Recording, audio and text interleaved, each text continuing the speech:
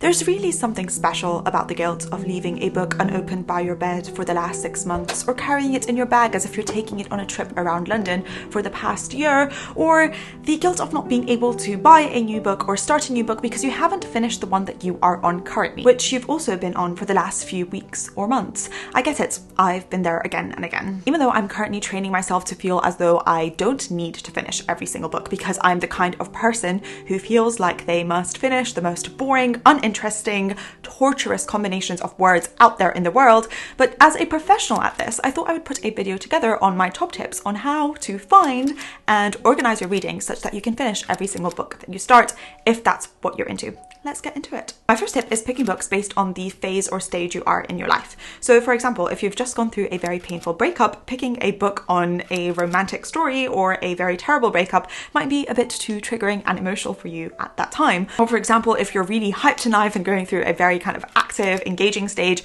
reading a very, very slow book might just feel a bit out of sync and not be that interesting, and therefore contribute to you not finishing the book. So what I do instead is that I try to be kind of in touch with where I am in my life and what phase I'm in. So for example, if I'm going through emotional trauma, reading books on CBT or mental health or psychology or an analysis on people's behavior suddenly become very attractive to me, and they're the kind of books that I feel like finishing whenever I start them. Or in the summer, I do tend to love a romantic book or a good breakup story, and in the winter I'm very much into reading kind of medieval fantasy or reading something about escapism or medicine for some reason, or learning new things as the seasons are changing and I'm in that, new year, new me kind of stage. So I'm very aware of what time of the year it is, and I pick books according to that time, and that makes it more likely that I actually want to finish them and they don't clash with my emotions at the time. My second tip is to be aware at what time of the day you are reading a certain type of book. I am very aware that I have morning books, kind of daytime books, and evening books. And what I mean by this is that in the mornings I tend to be really kind of alert and active and I'm at my freshest. This is a good stage for me to read books on science or books on physics or books on kind of mental health or marketing or things that are very business related, kind of very specific productivity style or mental health style or very intense information dense packed books. This is a good time for me to read them in the morning as I'm getting ready, for example, or as I'm traveling, or if I just have a break in the morning at some point. My daytime books tend to be the books that I want to read in the middle of doing things. So I'm usually working during the day and I might take a small break by reading something. So these tend to be, I usually go for business books around midday. This is just what interests me, but this can depend on you. What are the sort of books that are not that intense, but are still kind of information packs? And then in the evening, this is where I like to unwind and relax. And this is where I love to read fiction books or maybe kind of like philosophical books. These are really, really good for me in the evenings. And these kind of three phases really help me distribute books in the right times, which means there is no clash. If I'm in the middle of reading kind of a fiction book first thing in the morning, I don't find this very fun. So it might lead to me going, oh, I guess I don't like this book anymore. I'm not going to finish it. Or if I have this really intense physics book and I'm trying to read it last thing before I go to bed, that will just put me to sleep immediately, or I'll just be really annoyed by it because I can't pay it enough attention. So realizing what are the stages in the day that you are the most active and which are the books that require the most mental activity might be a good way to kind of combine your three phases of the day with the three different types of books that you like to read. My third tip is to understand what kind of reader you are, how much attention you need to read, and also what kind of environment you like to read in.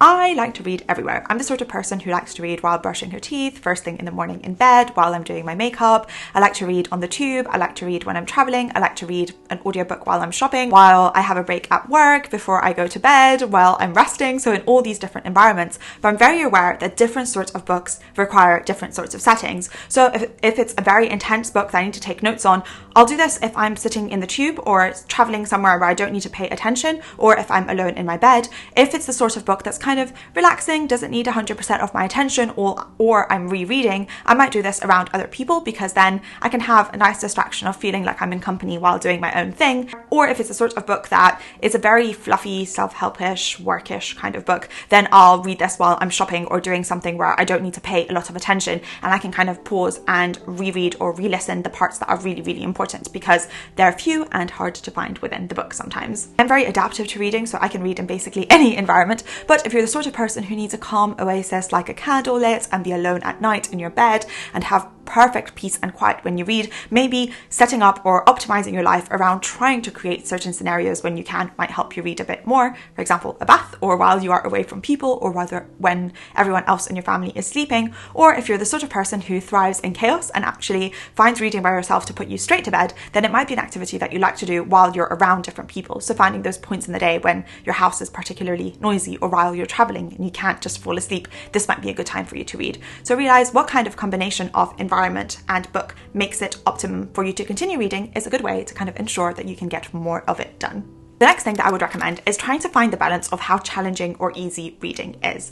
I feel like when I'm not excited by something, it's either because it is way too boring and I just don't want to do it, or it's way too difficult and I just can't get started, or I feel too intimidated by the task. So for example, if you have so much going on in your life and you're really stressed to start with, picking a very difficult book or forcing yourself to do very mentally draining work is just not going to last for a long time, or it's just not going to make you happy. So if you are reading for fun, maybe don't pick something super intense at this time. Maybe allow yourself to reread things, or to pick just something easier to go for in this time. While if you are finding a book a bit too boring and it's putting you to sleep, maybe starting to challenge yourself on kind of analyzing the characters a bit more, or trying to see what hidden messages there are in the book, or if there's anything else that you can uncover and discover and explore while you are reading, might make it a bit more engaging for you and more likely for you to kind of not fall asleep but continue reading. And my last recommendation for finishing the books that you start is to kind of really challenge yourself to think what this book is adding to your life.